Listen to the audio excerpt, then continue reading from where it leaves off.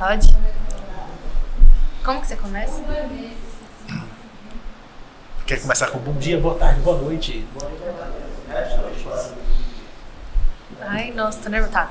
Bom dia, boa tarde, boa noite. Vocês devem estar estranhando que o Moacir não está no lugar dele, porém quem manda sou eu, então eu escolho onde eu vou ficar.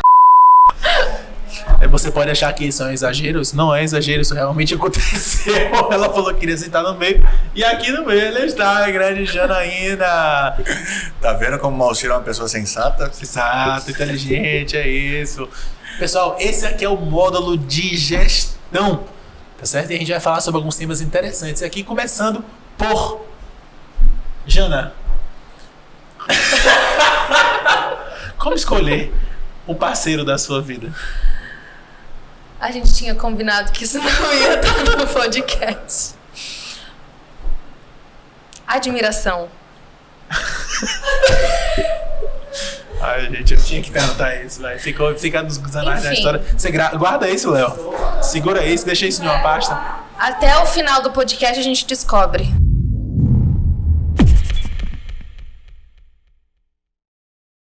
Então vamos lá, a primeira pergunta é o seguinte. Bruno, uma empresa B2C ou B2B? Qual é a grande diferença dessa pegada? Bom, a grande diferença do B2B e do B2C em relação a empresas, né, tende a ser... Tem várias diferenças, na verdade, né? A estrutura, a máquina de vendas, que é o nosso foco aqui, o nosso core, como é o outbound, a máquina de vendas muda totalmente, né? O perfil do cliente final também muda.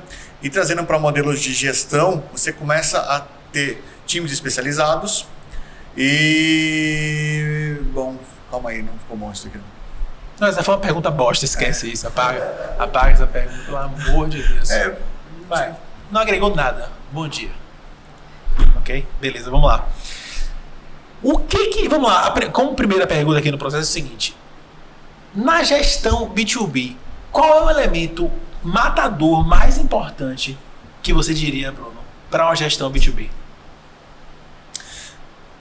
Para uma gestão B2B, é um modelo de gestão ressonante, acredito que é algo matador.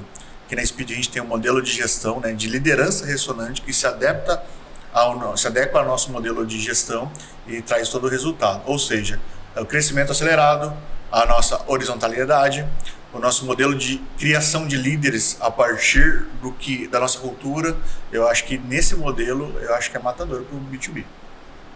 Jana, você é uma sócia muito jovem. Por que você está dando risada? Tá falando sério. Muito engraçado. É isso. Sócia muito jovem, né? Já tá formada, Jana? Tô de DP, mas eu vou terminar até o final do ano. Ok, sócia, né? Como é ser sócia jovem de um departamento tão importante e sisudo como é um departamento financeiro? É muito difícil de responder essa pergunta. Os sócios novos, né, que entraram, a gente se questiona isso muito. Então, que por mais que sejamos sócios, às vezes é muito difícil da gente se ver como sócio, né? Então, a gente ainda fica quando a gente faz merda, assim, alguma coisa, a gente fala, meu Deus, acabou, já era. E a gente fala, não, calma. Vamos respirar, tá todo mundo junto, a gente tá no mesmo barco, vamos lá, a gente tem quem segurar. E é mais uma questão de aprendizado, de maturidade e constância. Acho que essa é a parte mais importante.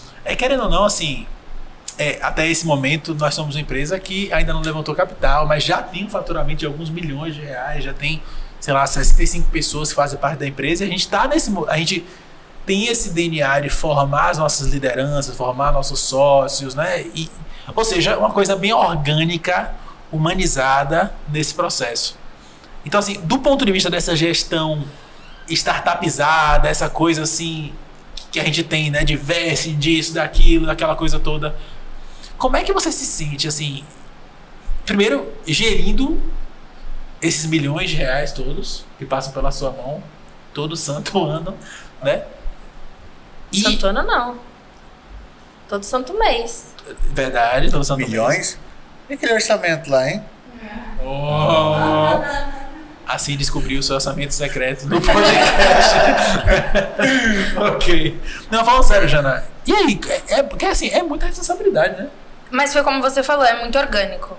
Então, como já faz parte do meu dia a dia, acaba se tornando muito mais fácil. Então, óbvio que como um projeto como esse, as mudanças, as prioridades, a gente aprende muito mais, a gente lida com muito mais problemas que eu não lidava, por exemplo, há 2 meses atrás. Mas quando a gente tá passando, é muito difícil, mas depois a gente vê tudo como aprendizado e vê que passou e que a gente conseguiu lidar com isso, com as pessoas certas ao lado, e fica tudo mais fácil. Não é fácil, obviamente não é fácil, mas fica tudo mais leve quando a gente tem em quem confiar e quem se apoiar, em quem chorar, né, e ligar, e alguém ligar e falar assim, Jana, você tá surtando, né, que essa conversa aconteceu. Ele falou assim, você tá surtando e não criando métodos. E aí, o que você vai fazer? Aí eu falei, vou continuar surtando. E você cria os métodos. E assim tem sido feito. Então, como é uma coisa muito orgânica do dia a dia, acaba sendo muito mais fácil de lidar. Tem uma coisa interessante que nas entrevistas, quando a gente vai contratar, até um certo ponto eu falava muito a questão de que tem pessoas que nasceram para trabalhar em grandes empresas, corporações, né, e tal, aquelas estruturas todas e tal, aquela coisa. Vocês já me viram fazer esse pitch várias vezes, né? E tem pessoas que nasceram para fazer parte de startups, de empresas menos estruturadas. E um modelo tem vantagens e desvantagens e o outro também tem outras vantagens e desvantagens, né? No caso da nossa estrutura aqui, a gente é tipo aquele cachorro pequeno que acha que é grande. A gente, né? É um pincher. O pincher, o famoso pincher, né? A gente vai tentando criar coisas de empresas grandes, mas a gente tende a ter a liberdade, a flexibilidade do pequeno. É por isso que a gente consegue fazer tanta coisa, a gente vai crescer tanto. Porque a gente tem flexibilidade para errar, flexibilidade para tentar coisas novas, flexibilidade para tudo Nem isso. tanto. Nem tanto. Porque não tem orçamento. A gente precisa pensar em orçamento. Exatamente. Bruno, para você, como é lidar com o caos de uma startup em crescimento rápido? Olha, como é lidar? Bom, sendo bem sincero, nesse momento que a gente está é bem estressante, porque a gente está num momento que tem muita coisa centralizada na gente, né? Muitas frentes se abrindo, muitas oportunidades que a gente precisa abraçar para poder continuar crescendo. A gente está no momento de escalar, de rampar, de tração, né? E para mim é muito complicado, é difícil e ao mesmo tempo extremamente prazeroso. Eu estou num momento que eu não sei fazer muitas coisas que eu preciso fazer. Aí muita gente vai estranhar, como que você não sabe, está na posição que você está e não sabe fazer as coisas que precisa. Olha, eu não sei, mas eu sei que eu vou descobrir, porque até agora foi assim. Eu não sabia fazer várias coisas, porque não existe método específico para fazer isso. Tem alguns benchmarks de coisas parecidas, mas a nossa empresa é única, é sem igual, como todas as empresas. Então a gente precisa descobrir. É muito desconfortável esse crescimento, essa atração, mas é muito prazeroso estar nesse desconforto, porque eu sei que eu vou aprender no caminho e a única certeza que a gente tem é que a gente vai dar um jeito, como a gente deu até agora, e os resultados estão vindo, né? Acho que o nosso crescimento demonstra tudo isso. Isso é interessante, porque assim, para quem está nos assistindo nesse momento, você talvez esteja ouvindo isso e pensando assim, nossa, como vocês são despreparados, né, para lidar com as situações que vocês estão ouvindo. E a verdade é que em empresas grandes, em multinacionais e tal, e talvez você esteja nos assistindo nesse momento, trabalhe numa empresa grande, e assim, uma coisa que é matadora em empresas grandes é você não ter liberdade para fazer as coisas. Você tem muitas amarras para fazer qualquer coisa. E isso é destrutor. Assim, é muito nocivo para a criatividade, para pessoas que queiram criar coisas novas, que tenham propensão a criar coisas novas, né? E esse é o motivo pelo qual até os grandes, até os bancos estão criando empresas separadas para serem startups delas. Porque é um modelo de negócios que, assim, inclusive, conversando com investidores nos Estados Unidos, que é onde o país que mais incuba startups do mundo, é assim: eu vou te dar dinheiro esse ano e você tem 12 meses para gastar esse dinheiro. Eu quero que você viva ou morra em 12 meses. Por quê? Porque ele quer errar rápido. Né? E esse é um grande aprendizado do processo. A gente achar que a gente vai achar profissionais prontos para ocupar espaços que a gente está criando de coisas novas é uma impossibilidade lógica. Então você pode contratar pessoas que têm mais anos de experiência para fazer as coisas, isso é possível. Porém, a pessoa vai trazer toda uma bagagem, uma cultura de outros lugares que não se encaixam no que a gente está criando. Inclusive, a gente já tentou algumas vezes, né? Exatamente. Não quer dizer que a gente não vai tentar novamente, mas toda vez que a gente tentou, deu merda. Assim, total, né? E, Jana, como é que você vê, assim, que foi? Toda vez que ele pergunta alguma coisa pra mim, eu fico, vem merda por aí. Gestão de startup, é isso. Fantástico. Você sempre me falava, quando você estava fazendo a faculdade, a Janaína se juntou a gente quando ela estava no começo da faculdade dela, e eu sempre ouvia, eu acompanhei os comentários. Uma coisa que eu gosto de fazer é perguntar os comentários dos amigos, das famílias e dos colegas das pessoas para fazer uma análise multilateral do que a pessoa está sendo exposta. Né? Experimenta isso. Não pergunta se você quiser realmente saber a opinião de uma pessoa sobre um tema, você não vai perguntar para aquela pessoa o que ela está pensando. Você pergunta para ela o que os outros em volta dela estão dizendo. Que acaba sendo a influência que a pessoa tem no processo. E aí como é que era a visão desses colegas seus sobre os trabalhos delas e você? Então, né, na época eu fazia faculdade e era muito engraçado. Quando chegava trabalho, né, o assunto trabalho, todo mundo, não, porque é muito longe, eu tô infeliz, nossa, é um saco, meu chefe é um saco, nossa, errei nisso, levei uma puta bronca. E eu ficava assim, quieta, não respondia muita coisa, porque eu falava assim, gente, ou eu tô vivendo um trabalho errado, eu tenho que mudar pra reclamar de emprego, ou eu fico quieta e vivo a minha felicidade.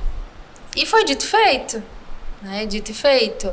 Eu, enfim, acreditei na Speedio, né? Continuei do começo até agora. E apesar dos perrengues, óbvio que ninguém é feliz 100% do tempo. Óbvio que as dificuldades vêm. Óbvio que a gente já pensou em desistir em algum momento do caminho. Você já o quê? Ai, carai, que susto.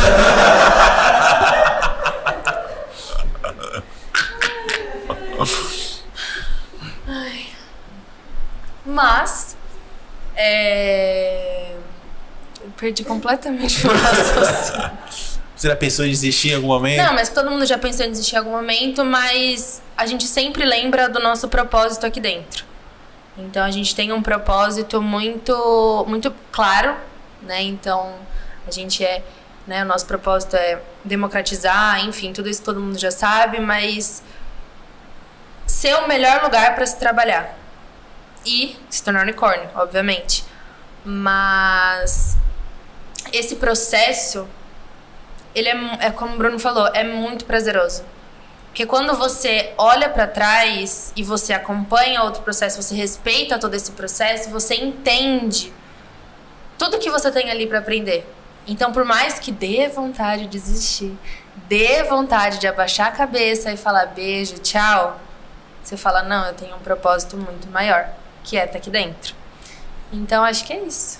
Bom, muito legal esse ponto aí. Eu nunca tinha parado para pensar com profundidade sobre propósito interno, né? Nós temos o nosso propósito interno da empresa, né? De promover outras pessoas a líderes, promover outras pessoas a sócios, de tornar a empresa um unicórnio. A todo sócios mundo fica não, milionário. eu tenho um pouquinho de ciúmes disso. E se a gente resumir tudo isso, o nosso propósito é que a gente quer crescer e que todo mundo cresça com a gente. Mudar pessoas, melhorar vidas, o negócio da família. Como a gente melhorou, né? Então, eu, Bruno, Alcir, Diogo, né? A gente tava falando agora há pouco. né? Do que a gente fazia em 2018, 2019 e onde a gente tá agora. Então, assim, as nossas vidas mudaram completamente. Pra melhor. Mudaram. E a gente quer que outras vidas mudem tanto quanto as nossas. Sim. O começo era sofrido, gente. O começo era nós. Hoje tem 65 pessoas, então a gente tem muita distribuição de tarefa do que era tudo com a gente, mas também o potencial de escala que a gente tem hoje é muito maior do que tinha. E a gente vê todo mundo feliz, né? Nesse momento que a gente está gravando aqui o podcast, a gente também está fazendo um evento, né, o BBB, onde vem pessoas de diversos locais aí do país, para a gente poder conviver junto, passar um tempo junto. E ontem mesmo eu estava falando com algumas pessoas que têm interesse a ser líder, pessoas que querem ser sócio, e todo mundo é encantado pela empresa, é apaixonado pela empresa. Quando você vê isso, você fala, nossa, alguma coisa muito certa a gente está fazendo. Por falar nisso, né, a gente, se você botar em contexto, pergunta para você, interação, momento de interação. Eu pessoalmente, eu já vou voltar nesse ponto, tá? Mas eu pessoalmente, quando eu tava me formando na faculdade, desde que eu me entendia por criança, eu queria ser funcionário de empresa grande.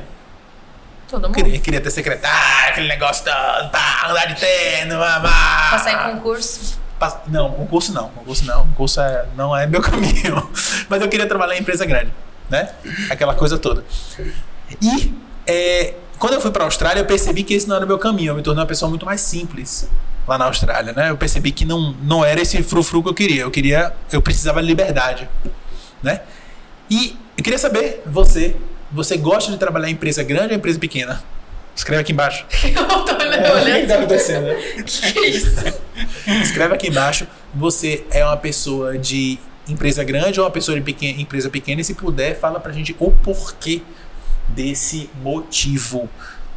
O porquê dessa resposta, na verdade. Veja só, a gente começou lá nos primórdios da humanidade e a gente fazia tudo junto, né? Quando era tudo mato. Quando era tudo mato, né? Os dinossauros andavam na Terra. E aí a gente fazia tudo junto, a gente tomava açaí junto, a gente comia pastel de tarde, resolvia nosso B.O. comendo um pastelzinho ali na esquina, ali na Pamplona, né? Comia aquele PF na barata. Um pause. Quando o Malcir queria conversar, ele fazia todo mundo ir no Pão de Açúcar levar os lixos recicláveis dele. É isso, é verdade. E essa caminhada durava meia hora. Era horrível. Mas enfim. É verdade. Isso é verdade, é verdade. E aí, Bruno, a pergunta é a seguinte, que eu me perdi aqui por um segundo, mas sim, a pergunta é a seguinte: hoje com 65 pessoas é muito difícil, assim, com os pastéis, os almoços da barata, do PF, não sei o que, essas coisas que a gente fazia juntos, era muito mais fácil a gente manter coesão, a gente tá próximo, né? Agora é bem diferente. Então, assim, hoje já não consigo mais fazer um a um com todo mundo. Hoje a gente já tem áreas assim da empresa que, se não for um outro líder estar conectado com a gente, não vai, o trampo não vai. Ou seja, como manter todo mundo conectado na mesma direção, Bruno? Bom, uma técnica que a gente usa aqui é meta coletiva, né? Isso foi um grande direcionador, todo mundo correndo para a mesma direção. Utilizar esses objetivos específicos, mas o que faz todo mundo de fato seguir isso é a nossa cultura. Nossa cultura interna, né, de gerenciamento de pessoas e de organização, de modelo de trabalho, faz com que todo mundo fique conectado. Nosso grande desafio agora, na verdade, é construir o que a gente fez até agora em nossos líderes. Porque a partir de agora, os líderes são o nosso futuro, né? A gente não consegue mais alcançar. A gente vai entrar agora, após o investimento, no momento de tração, onde os sócios geralmente saem da operação full time e os líderes assumem toda a operação. Então esse é o nosso desafio agora, e o que faz a gente conseguir escalar com isso, com certeza, acho que um dos maiores parâmetros, talvez o mais forte de todos, é a nossa cultura. Jana, você vê a gente conseguindo manter todo mundo indo na mesma direção? Com certeza, principalmente por como a gente engajou as primeiras pessoas. Então você mostra um vídeo muito pra gente, né? Então o vídeo do primeiro seguidor. Então a gente conseguiu distribuir isso muito bem. Lembrando que, gente, eu adoro ver o LinkedIn, que o LinkedIn tá cheio de nem sei se pode falar o nome de redes sociais, alguma coisa assim. Fala. Tá. Mas assim, porque tal startup que tem o pimbolim, aí você trabalha 18 horas. É muito difícil hoje lidar com essa questão de o pessoal quer ganhar mais e trabalhar menos. Então, hoje a gente realmente trabalha a ditadura da felicidade, né? Então, a gente conseguiu cultivar isso muito bem para as primeiras pessoas que conseguiram e conseguem diariamente passar isso para as outras. Então, eu estava fazendo até uma reunião, uma apresentação, um orçamento ontem, que ele falou assim, não, porque se alguém quiser fazer de madrugada, mas o pessoal nem deve trabalhar de madrugada, né? A pessoa me apresentando, eu falei assim, então, provavelmente o pessoal da Speed vai estar no Discord e vão fazer todo mundo junto 2 horas da manhã. Aí ele olhou assim, falou, Eu falei, fica tranquilo, aqui a gente é assim. Aí ele já ficou meio assim, tipo, nossa, não deu 6 horas e ninguém parou de trabalhar. E é exatamente isso, as pessoas estranham quando as pessoas realmente ficam felizes em continuar trabalhando. E acho que isso é a principal falha da minha geração, por exemplo, de querer ganhar mais e trabalhar menos. Então aqui a nossa cultura ela foi muito bem estabelecida desde o começo, principalmente para as primeiras pessoas, e fez com que a gente conseguisse seguir aí com as melhores lideranças. Em relação a isso, esse é um ponto bem peculiar, porque assim, querendo ou não, quem está nos assistindo, você provavelmente ou é gestor de uma empresa que tem acesso a muitas pessoas dessa geração, porque né, acaba se tornando a geração que vai crescer a quantidade de pessoas no mercado de trabalho, e realmente existe esse pensamento de viver desse jeito. E assim, eu acho que uma coisa que falta aos gestores é comunicar exatamente o que se espera das pessoas. Né? Então a gente, inclusive do ponto de vista de gestão, a gente tem os nossos valores escritos e bem documentados, e que as pessoas leem sozinhas, depois a gente faz uma leitura conjunta desse documento, onde as pessoas falam, compartilham as coisas umas das outras nessa call de valores. E uma das coisas é essa, tem lá, você quer virar sócio? Um dos critérios é querer trabalhar pra caralho. Não cai do céu, gente, pra mim nunca caiu nada do céu, né? Eu não sei pra você que tá assistindo, mas assim, eu batalho assim loucamente pra ter o que eu tenho, desesperadamente, pra nunca mais voltar para o que eu já fui. Exatamente. Todo dia, né? Então, assim, essa mensagem é deixada muito clara. Se você quiser ganhar muito, se você quiser prosperar, você precisa trabalhar muito. Ponto final, é isso. Não tem esse negócio de trabalhar pouco, sabe? E se você quiser trabalhar pouco, você tem que ser muito bom no que você faz, para você conseguir se manter naquele espaço. A mensagem é essa. Muito claro. Sim. Acho que uma da literatura, talvez hoje, a que mais influenciou no nosso modelo, é o livro do Pense em Riqueza, do Napoleon Hill.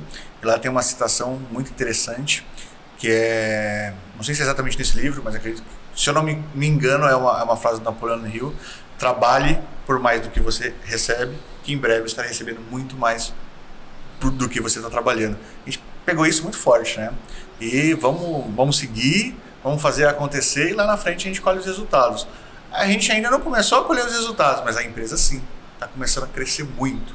Muito, muito, muito. Isso é fruto de muito trabalho duro, muito trabalho duro, muito trabalho duro. Quantas vezes a gente já não fez conferências à noite, já atendi cliente de madrugada, literalmente, do dia 24, véspera de Natal, num B2B, que é muito pouco comum, e hoje estamos aqui, né?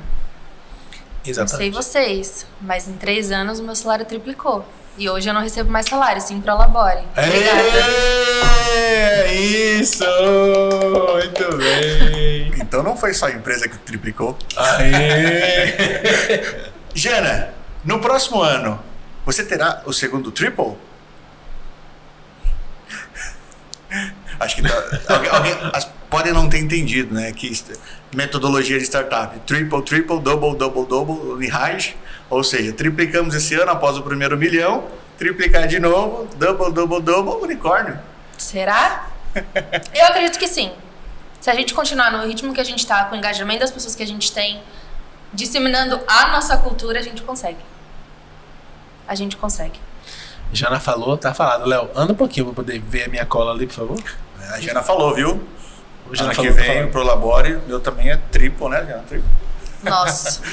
Glória a Deus, irmão. Glória a Deus. Aleluia. Tá, beleza. Então a gente vive aqui na nossa missão é democratizar a prospecção ativa de qualidade no Brasil. Então a gente quer que os nossos clientes vendam mais e cresçam mais e prosperem mais, né? Esse é o jogo do que a gente faz. O que coloca a gente em uma série de situações muito desafiadoras, que é servir ao pequeno, que a margem é baixa, com a mesma qualidade que o grande receberia. Isso é um desafio enorme, né? Bruno, como é que você identifica um cliente pequeno que tem potencial para crescer? É o pequeno brabo. Bom, depende do momento da empresa, mas o pequeno, se for um empreendedor individual, você identifica se ele tem potencial para crescer de acordo com o MEI, né, o dono da empresa.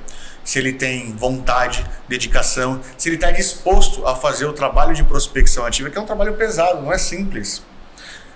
Isso identifica o que o cliente consegue crescer. Se fazer certinho, rapidamente ele pode contratar alguém para fazer isso para ele. Ele consegue escalar.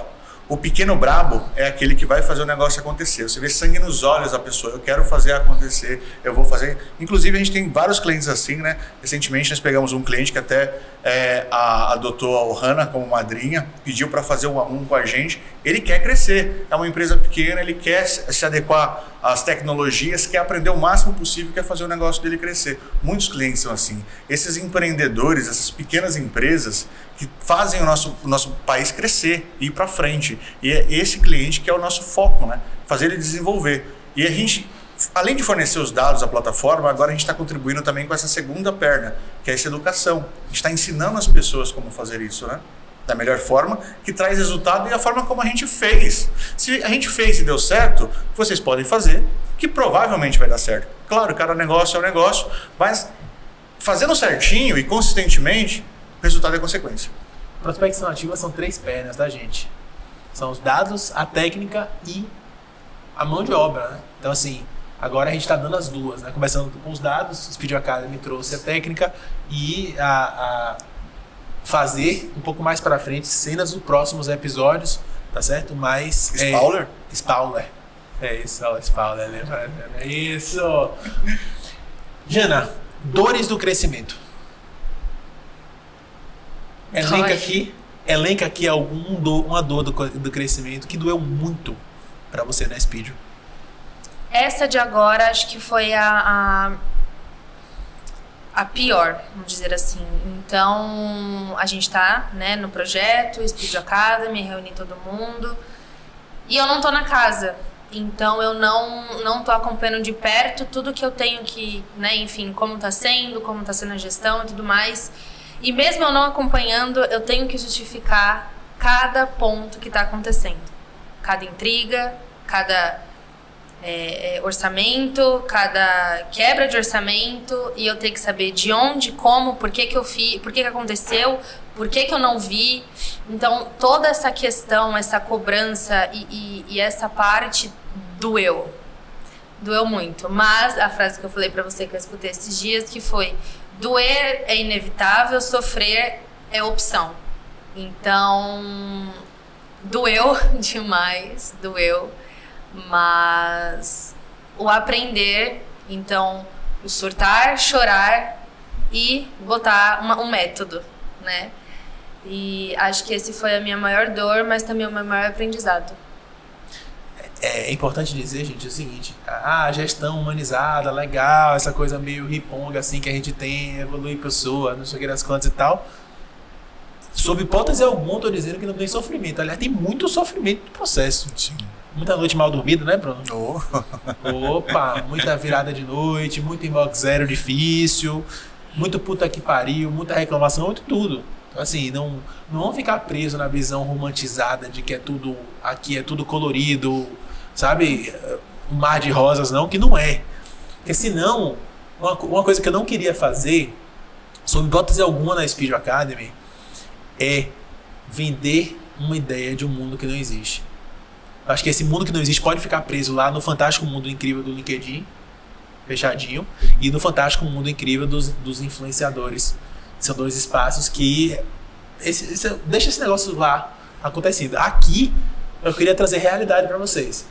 É por isso que a gente grava esse podcast compartilhando um pouco da dor, né? Que, assim, é o que a Jana tá falando. O projeto Speed Academy, essa coisa de trazer várias pessoas para uma casa, né? Pô, sei lá, no momento da casa, acho meio que quase sempre na casa tem mais de 10 pessoas numa casa de 5 ou 6 quartos que a gente alugou.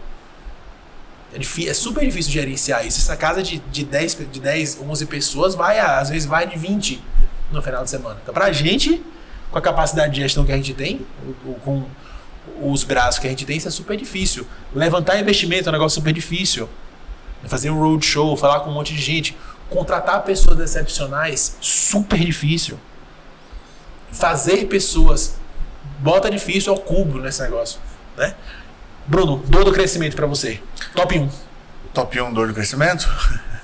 É sobrecarga. Acho que a dor do crescimento que... Top 1 para mim é sobrecarga, porque à medida que a empresa cresce muito rápido, as estruturas de pessoas tendem a não comportar. Não sei alguma coisa. Toca o barco. A estrutura da empresa naturalmente tende a não comportar. Aí acaba que começa a sobrecarregar as bases, né? Isso costuma ser momentâneo, né? Já passou por outros picos assim. Esse talvez seja mais durano, porque agora é muito maior, mas essa é uma dor do crescimento que eu acho que é a mais impactante, que você acaba tendo que fazer muitas funções, está envolvido em vários departamentos e a responsabilidade é muito grande, muito grande. Você responde por todos os departamentos que estão com você e, no nosso caso, todos os departamentos da empresa. E isso é bem impactante, tanto é que as noites mal dormidas esse é uma das grandes causas sobre isso, né? E esse é o top 1 para mim, mas tem várias outras. Uma que a gente está passando por alguns momentos, à medida que a gente cresce muito e muito rápido, pessoas não conseguem acompanhar o fluxo de crescimento. Aí, inevitavelmente, a gente tem que desligar algumas pessoas. Ninguém nos últimos meses quer sair desse vídeo. Todo mundo ama isso daqui. Mas a gente não pode, como o Monser disse, a gente precisa ser realista e isso é um negócio. A gente precisa que ele seja lucrativo. E se não atingirmos a produtividade correta com algumas pessoas, inevitavelmente a gente tem que desligar. E isso é uma coisa que dói lá no fundo, né? Lá no fundo da alma, ter que demitir alguém. Uma coisa super importante da gente lembrar é que quando você estiver montando a sua empresa, seus processos, sua máquina de venda, seu outbound, seja lá o que for, você vai montar um método. E esse método, invariavelmente, se você continuar crescendo, invariavelmente esse método vai expirar. Ou seja, um método, você vai chegar num ponto e vai dizer assim, putz, esse negócio não me atende mais. Né? E aí você tem que ter neuroplasticidade para montar um outro método. Não existe a opção de não mudar. Não existe. Aliás, existe se você não crescer, né? Ou se o mundo não capotar, não der um apocalipse, o negócio, né? Assim, também tem isso. Mas a única certeza que você tem é que vai falhar o que você criou o método. Você tem que estar preparado intelectualmente para isso. Então, assim, à medida que a empresa vai crescendo, às vezes tem que transplantar uma pessoa de um departamento para o outro, às vezes tem que promover outras lideranças, às vezes tem que fazer coisas para você conseguir dar conta das demandas. E aí, às vezes, uma pessoa que surge em um departamento torna-se chave para outros departamentos, tornam-se multiplicadores. E esse é o lance da gestão. Tem que ficar olhando essas coisas o tempo todo, porque uma coisa que acaba sendo muito, muito apelativa para quem está gerindo não, eu vou no mercado e contrato outra pessoa para fazer isso aqui. Uma pessoa que já tem 5, 10 anos de experiência fazendo isso aqui. Aí a pessoa vem, eu já falei isso nesse podcast, com todos os tipos de problemas possíveis e imaginários, o cara até sabe fazer o trampo específico. Né? Mas o cara vem e aí dizima uma parte da cultura da empresa. Aí você fica incoerente. E quando você fica incoerente, morreu a coisa que a gente vem falando tanto aqui, que é a cultura. Então você tem muito cuidado com isso, tá? Muito cuidado com as soluções fáceis. Não estou dizendo que não dá para fazer, não estou dizendo que eu não vou fazer, estou dizendo que a gente não vai fazer. O que eu estou dizendo cuidado com o remédio que você toma, porque ele vai ter contraindicações, efeitos colaterais no processo. Uma dessas coisas, a gente tem hoje um modelo de remuneração dos departamentos, dos líderes, muito específico, que eu nunca tinha visto. Né? Então são 3, e veio organicamente, né? São 3 níveis, todo líder da empresa tem 3 níveis de remuneração. A base, que normalmente é baixa, porque a gente, enfim, né? Nunca levantou dinheiro, a gente vindo na raça, é isso. O variável, que normalmente tem a ver com o que o departamento produz. Performance, né? Ou seja, as pessoas do departamento, etc. Então tem isso assim, ou são os KPIs do departamento. E a meta semestral, que o Bruno mencionou ali, que também é uma tecnologia Speedio, que é a cada 6 meses a gente bota uma meta, define uma meta geral para todo mundo rimar na mesma direção. Mas aí a bonificação dos líderes, Bruno, como é que você acha que ela contribui para os departamentos irem remando na mesma direção? Perfeito. Acho que foi um dos grandes acertos nossos, né, nesse ano, foi acertar a bonificação dos líderes apontada para o direcionamento de cada empresa. Ela contribui de algumas formas. Uma, motivando o líder a atingir um objetivo que é estratégico para a empresa. E outra, ele direciona o líder em quais pessoas ele precisa dar mais atenção. Qual pessoa ele precisa desenvolver as competências e propor desafios melhores. Nossa matriz de engajamento que a gente tem aqui. Ela tem esses 2 focos. Com isso faz com que todos os líderes estejam navegando rumo aos objetivos da empresa. E, ao mesmo tempo, faz com que eles consigam acompanhar toda a equipe e gerir de melhor forma, porque eles vão ter indicativos. Se ele não está recebendo uma bonificação específica de determinada pessoa, foi porque essa pessoa não performou ao ponto que é interessante para a empresa. Isso foi uma sacada assim, genial assim, que o Monster teve, que nós conseguimos operacionalizar, que é muito trabalhoso.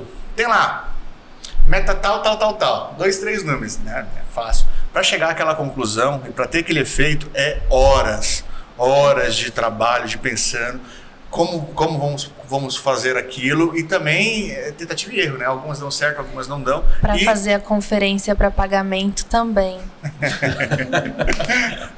Olha que nós melhoramos um pouquinho hoje. Tem que ver. Tem essas complicações também, né? Ainda bem que a Jana resolve isso pra gente. Mas isso foi um dos grandes acertos que a gente fez. E, olha, tecnologia Speedio também. As bonificações dos líderes e também do time, né? Que é atrelado do líder. Tudo se encaixa de uma forma perfeita e engloba todos os departamentos de ponta a ponta. Faz todo mundo navegar pro local correto e também direciona o líder. É comum, no nosso negócio aqui, na nossa empresa, a gente tem muito líder júnior. Ou seja, a gente está formando os líderes. Então, naturalmente, eles não sabem exatamente como desenvolver o colaborador e também não sabem qual indicativo tem para isso. Qual é o ponto que ele tem, a partir daqui eu preciso dedicar mais tempo a essa pessoa. Ou, infelizmente, dediquei, não performou, vou ter que desligar. E essa bonificação dá esses 2 nortes para eles. E a bonificação, ela mexe no órgão mais sensível do corpo humano, né, Bruno? É o bolso. O bolso. Exatamente. Então hoje, isso é interessante porque assim, hoje já houve um tempo na história da Speedio que as pessoas ganhavam pouco, ponto final. Né? Hoje, as pessoas que performam ganham mais do que elas ganhariam no mercado. É um grande avanço pra gente. É bom pagar bem as pessoas. Sim. Né? E tem muito a ver com essas metrificações que são coisas que a gente faz pra pessoa, pro departamento, pra onde a gente quer ir.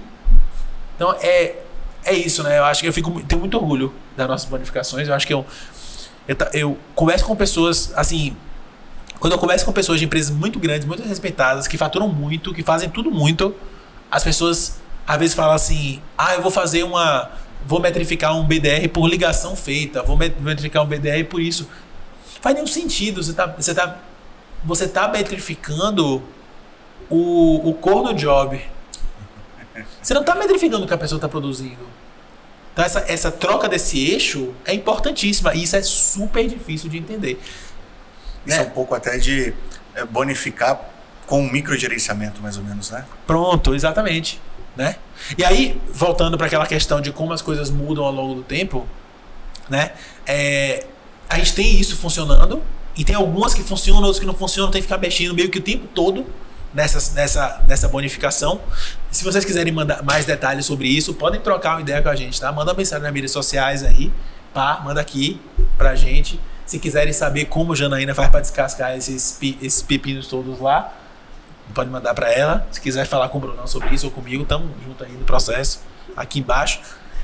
E aí, fica uma coisa seguinte, a internet é um lugar incrível, existem várias metodologias para absolutamente tudo, gente. Tudo. Aí vamos falar sobre um negócio que é super legal no mundo, que são as famosas OKRs, né? Então assim, é uma metodologia super legal que o Google já usou, né? O ponto é, quando você for fazer a mudança entre metodologias, a depender do seu tamanho, você precisa ter muito cuidado com o que você faz.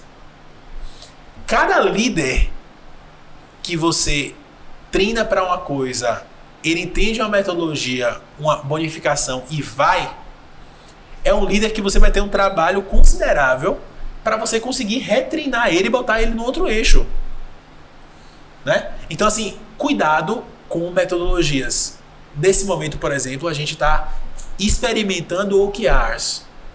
Se a gente vai implementar, eu não sei ainda, pelo menos aqui do nosso lado, né? Mas a gente está experimentando, pensando. Então assim, neuroplasticidade, liquidez, o gestor tem que ter isso. Pensar assim, será que isso vai funcionar para mim? Será que não vai? Né?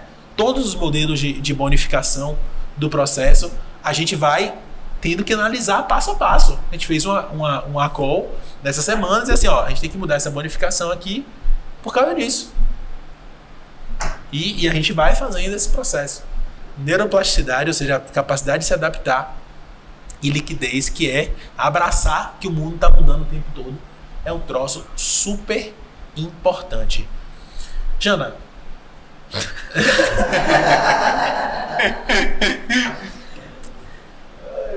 Quer que eu te chame de outro jeito? Não?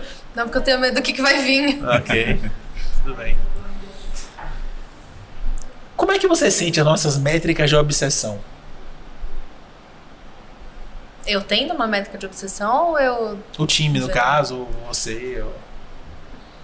O departamento financeiro é um departamento muito difícil e que a gente ainda não chegou num consenso de uma métrica de obsessão, né? Então, querendo ou não, acho que a parte do financeiro, administrativo, é a parte mais engessada que tem em qualquer lugar. Então, é muito difícil da gente inovar, enfim. Mas estamos conseguindo, tentando e conseguindo. Mas as nossas métricas, elas são os grandes motivadores de todo mundo estar aqui dentro, e a gente vê isso quando entram em call para ver quem agenda mais, então essa competitividade saudável baseada numa métrica de obsessão.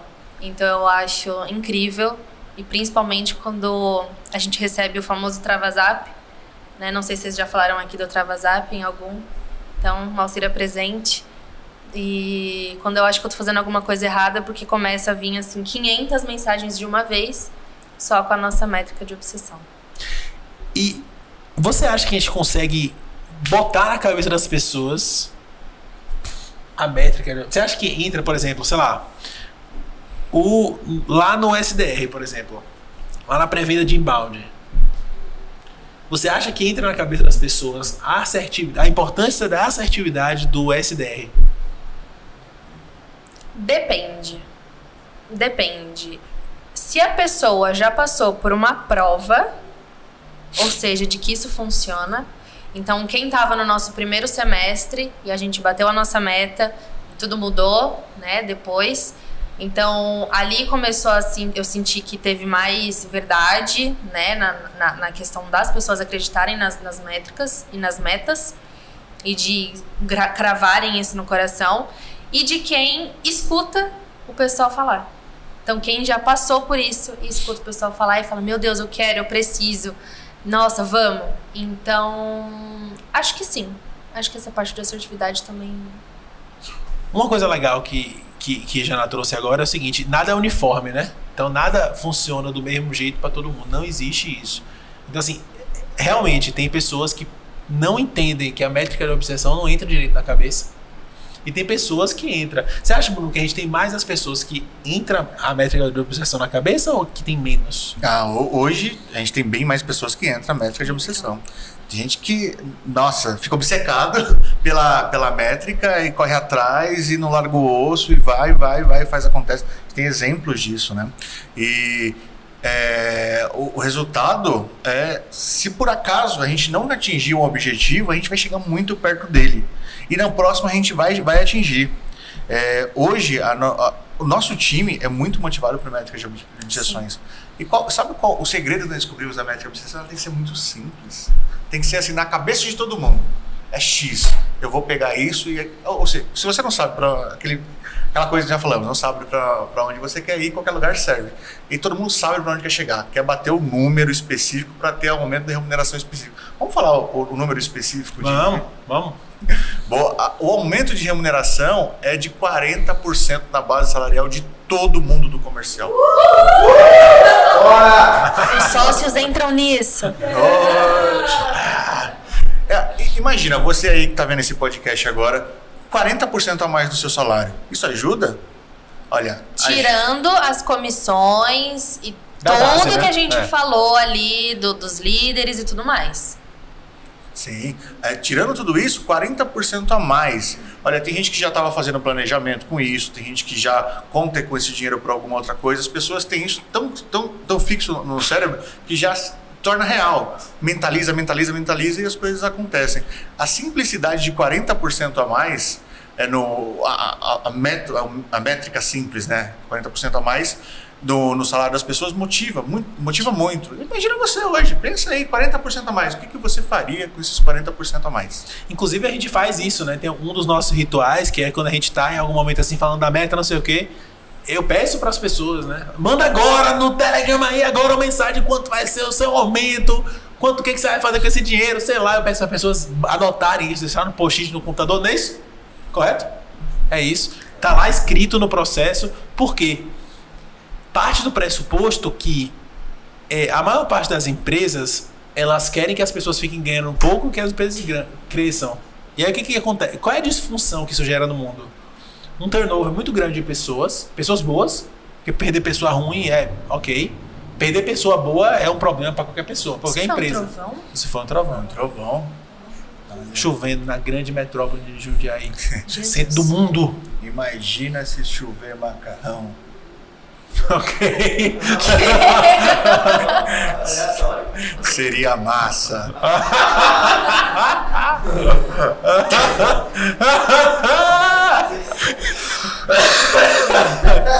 Sensacional, muito bom.